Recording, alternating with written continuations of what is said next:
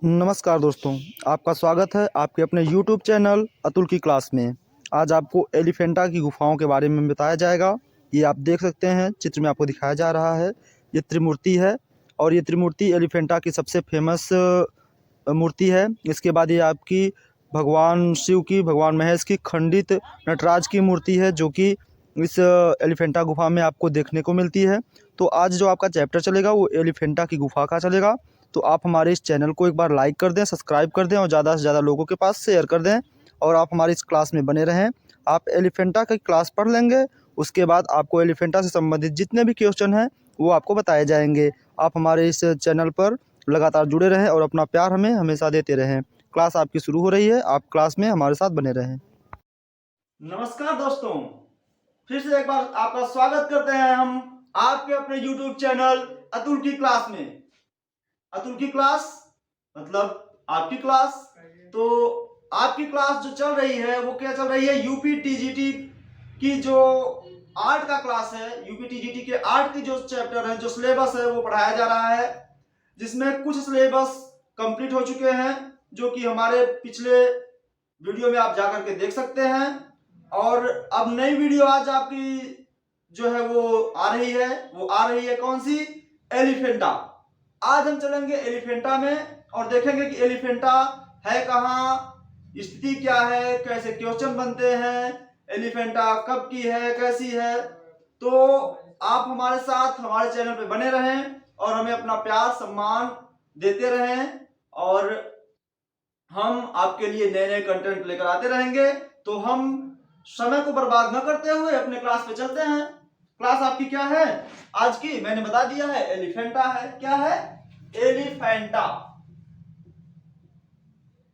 एलिफेंटा। अब एलिफेंटा से ही हमें समझ में आ रहा है कि जो एलिफेंटा है वो किससे बना हुआ है? एलिफेंट से। किससे बना हुआ है? एलिफेंट से। एलिफेंट का मतलब क्या होता है? एलिफेंट का मतलब होता है हाथी। अर्थात अगर हम जहां की बात कर रहे हैं वहां पे हाथी का कुछ अवशेष या कुछ चिन्ह कुछ प्रदर्शित हुआ होगा, तभी तो कुछ उसका नाम है एलिफेंटा। तो इसके बारे में पहले हम जानकारी लेते हैं कि इसका नाम एलिफेंटा है क्यों। तो ये जो आपका एलिफेंटा है, बात क्या बात आती है कि एलिफेंटा है कहां पे। तो जो आपका एलिफेंटा गुफा है वो भारत का एक राज्य है, महाराष्ट्र। महाराष्ट्र, जिसकी राजधानी क्या है? मुंबई। मुंबई क्या है इसकी राजधानी? तो जो आपका महाराष्ट्र है यह क्या है? भारत का एक राज्य है, और मुंबई क्या है? राजधानी है। मुंबई क्या है? राजधानी है। तो आपका जो गेटवे ऑफ इंडिया है वो कहां पे है? मुंबई में। तो gateway of India, gateway of India ये कहां पे है? ये मुंबई में है। तो आपका जो एलिफेंटा गुफा है वो गेटवे ऑफ इंडिया से 12 किलोमीटर दूर, 12 किमी दूर अरब सागर के पास, अरब सागर के पास एक टापू है। अरब सागर क्या है आपका? ये समुद्र है जो कि मुंबई में है। आप जानते हैं, अगर मुंबई जाते हैं तो आप जुहू बीच वगैरह वगैरह घूमने जाते हैं तो ये वहां अरब सागर में ही आते हैं सब। तो इसके पास में एक रायगढ़ जिला है। रायगढ़ जिला है कहां? गेटवे ऑफ इंडिया से 12 किलोमीटर दूर। तो उसी के पास में आपका ये है एलिफेंटा गुफा। एलिफेंटा गुफा। अब हम आ जाते हैं कि इसका नाम एलिफेंटा कैसे पड़ा। तो हम आपको बताते चले, नोट डाउन कर लीजिएगा, मैं इसे मिटा दे रहा हूं। जो आपका एलिफेंटा गुफा है, तो हमारे देश में बहुत से लोग जो है वो व्यापार करने के लिए आए। तो सबसे पहले आए कौन? पुर्तगाली आए, फिर डच आए, उसके बाद अंग्रेज आए। तो जब पुर्तगाली हमारे यहाँ आए तो वो समुद्र के रास्ते ही आए थे। 1498 में लगभग वास्को डी गामा ने भारत की खोज की थी समुद्र के रास्ते से। तो जब ये इस स्थान से गुजरे तो जो एलिफेंटा है इसका वास्तविक जो नाम है, एलिफेंटा का वास्तविक नाम धारापुरी है। क्या है? धारापुरी। पुरी, इसका वास्तविक नाम धारापुरी है। लेकिन जब पुर्तगाली भारत में आए अपना विदेश व्यापार बढ़ाने के लिए, तो इन्होंने उस स्थान पे एक हाथी के आकार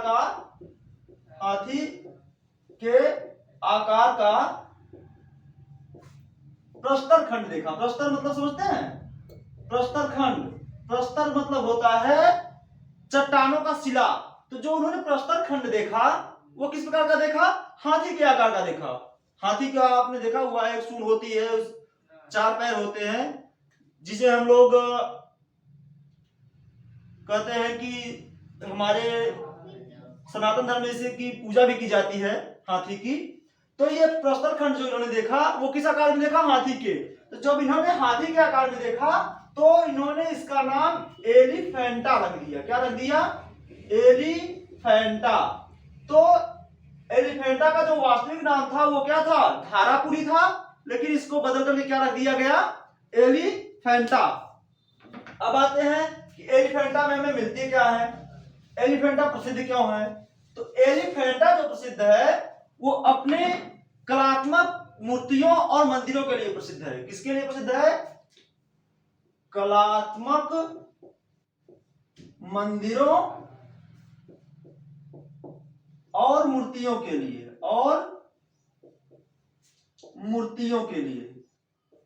कौन? एलिफेंटा।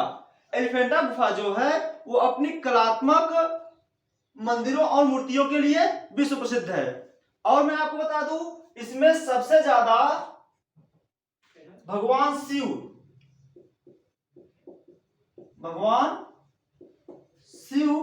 की मूर्ति देखने को मिलती है। किसकी मिलती है? भगवान शिव की मूर्ति देखने को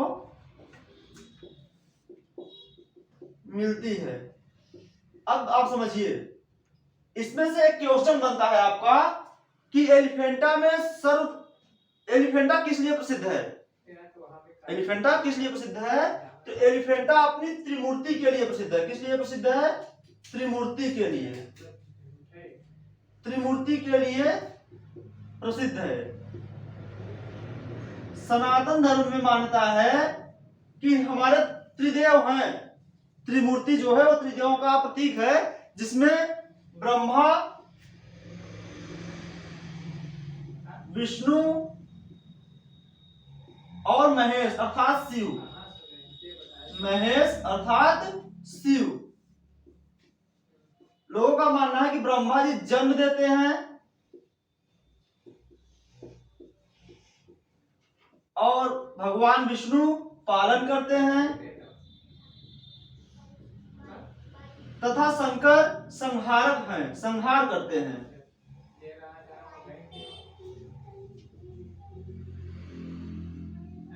तो ये त्रिमूर्ति के लिए ज्यादा फेमस है। कौन? एलिफेंटा। एलिफेंटा में बहुत सारी मूर्तियां हैं, जिसमें आपको भगवान शिव की नटराज की मूर्ति काफी प्रसिद्ध है। उसके बाद रावण द्वारा कैलाश पर्वत को उखाड़ने का दृश्य काफी फेमस है। उसके बाद अंधकारी का चित्र वो भी काफी फेमस है। और एलिफेंटा अपने आप में एक अद्भुत कलाकृति है। ये कब प्रकाश में आई और कब विकसित हुई, इस पे हम चर्चा करते हैं। तो आपका जो एलिफेंटा है इसका विकास हुआ वाकाटक काल में।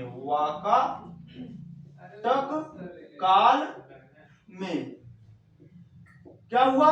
एलिफेंटा का विकास हुआ वाकाटक काल में। और इसको बनाने में, इसकी मंदिरों, इसकी मूर्तियों को बनाने में सबसे महत्वपूर्ण योगदान किसका रहा? हमने आपको बताया था एलोरा का में किसका था? राष्ट्रकूट का। तो इसमें भी किसका था? राष्ट्रकूट शासकों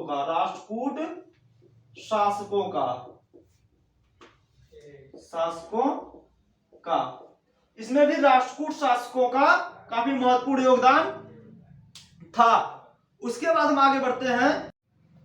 तो एलिफेंटा के बारे में आपने समझा क्या क्या है।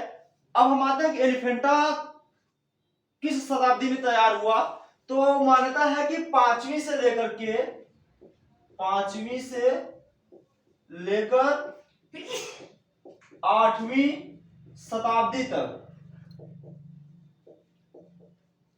5वीं से लेकर के 8वीं शताब्दी तक आपके एलिफेंटा की गुफाओं का विकास हुआ था। और किसके समय में हुआ था? राष्ट्रकूट शासकों के समय में इसका विकास हुआ था। इसके बाद हम देखते हैं कि यहाँ पे किस प्रकार की मूर्तियां हमें देखने को मिलती हैं। तो कुछ मूर्तियां हैं जिसे मैं नोट डाउन कर रहा हूं, आप लोग लिख लीजिएगा, क्योंकि आपसे पूछ सकता है कि जैसे मान लो पूछ लिया कि भगवान शंकर की नटराज की मूर्ति कहाँ पे है, भगवान शंकर की खंडित नटराज की मूर्ति किस गुफा में है, तो आपको आना चाहिए कि वो एलिफेंटा की गुफा में है। तो मैं इसको लिखवा रहा हूं, आप थोड़ा सा ध्यान देकर के लिख लीजिएगा।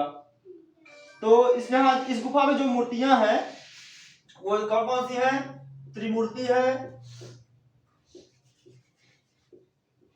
त्रिमूर्ति है, शिव तांडव की मूर्ति है, शिव तांडव की मूर्ति है,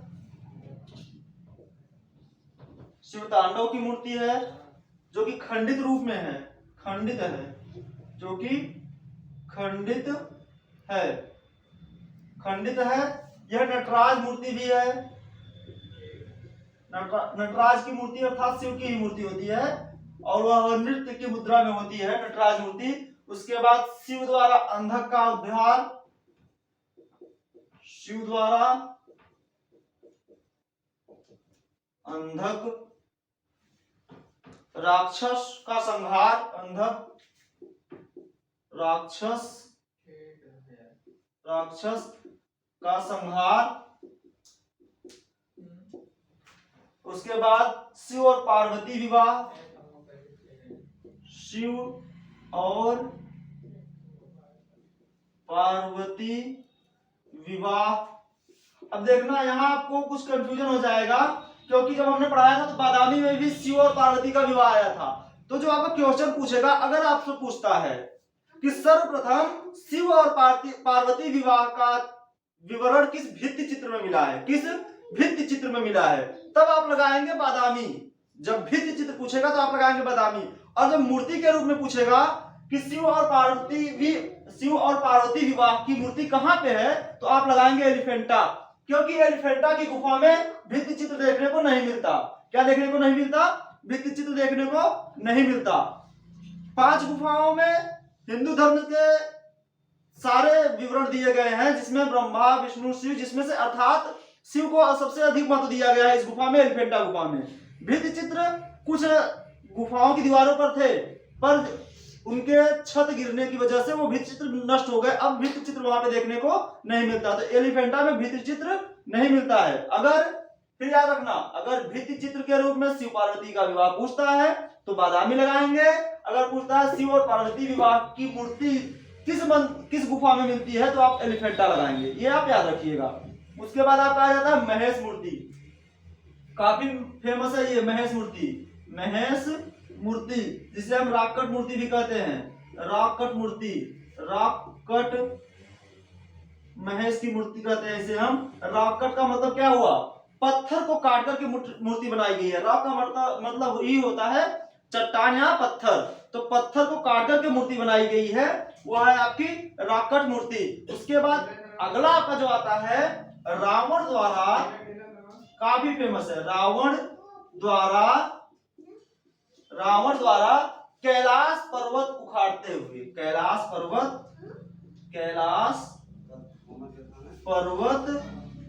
उखाड़ते हुए।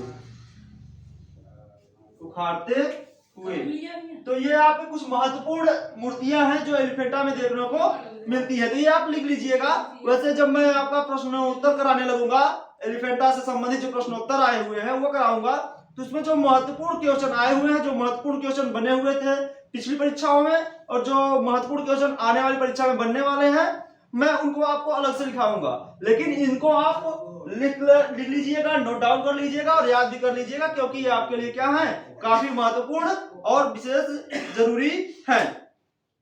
इसके बाद इसमें से कुछ और क्वेश्चन आते हैं, उनको हमें देख लेते हैं हम लोग कि क्या और क्वेश्चन बनता है। उसके बाद ये आपका चैप्टर क्या होगा, समाप्त होगा। तो इसमें आपका एक क्वेश्चन बन जाता है कि टोटल इसमें कितनी गुफाएं देखने को मिलती हैं। तो तो एलिफेंटा में आपको 7 गुफाएं देखने को मिलती हैं। कितनी गुफाएं? 7 गुफाएं आपको देखने को मिलती है। एलिफेंटा में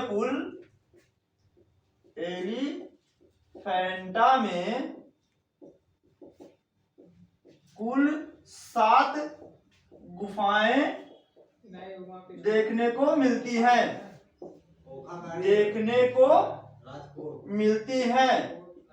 मिलती हैं। अब याद रखिएगा, इसकी जो शुरुआत की 5 गुफाएं हैं वो पूर्ण रूप से भगवान शिव को समर्पित गुफाएं हैं। किसको हैं? भगवान शिव को। अब हम इसको एक बार फास्ट वे में देख लेते हैं, क्या क्या इससे आता है, क्या नहीं आता है। एलिफेंटा कहाँ पे है? एलिफेंटा महाराष्ट्र में है।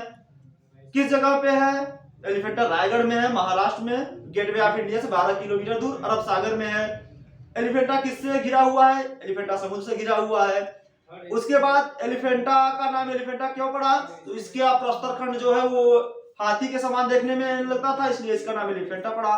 एलिफेंटा का वास्तविक नाम क्या है? एलिफेंटा का वास्तविक नाम धारापुरी है। एलिफेंटा का विकास किस काल में हुआ? एलिफेंटा का विकास वाकाटक काल में हुआ। एलिफेंटा की मूर्तियों का निर्माण किसके समय में हुआ? एलिफेंटा की मूर्तियों का निर्माण राष्ट्रकूट के शासकों के समय में हुआ। तो यह किस लिए फेमस है? किस लिए प्रसिद्ध है? यह अपनी त्रिमूर्ति के लिए फेमस है। राकट मूर्ति कहाँ देखने को मिलती है? राकट महेश मूर्ति आपको एलिफेंटा में देखने को मिलती है। ये आपके महत्वपूर्ण क्वेश्चन इससे बनते हैं, जो कि हम आपको आगे कराएंगे। इसी के साथ ये एलिफेंटा के जो महत्वपूर्ण बिंदु थे मैंने आपको सब बता दिया। अब आप इसे नोट डाउन करें, तैयार करें, ये आपकी जिम्मेदारी है। मैं आपके लिए नए नए कंटेंट लेकर के आ रहा हूं और मैं आपसे फिर से एक बार विनती करता हूं, आग्रह करता हूं और आप लोगों से फिर से रिक्वेस्ट करता हूं कि आप हमारे इस चैनल को एक बार लाइक कर दें, सब्सक्राइब कर दें और ज्यादा से ज्यादा लोगों के पास शेयर कर दें। आपके इस चैनल का नाम अब हो गया है अतुल की क्लास। तो इसी के साथ हम आज का ये क्लास जो है वो समाप्त करते हैं। जय हिंद।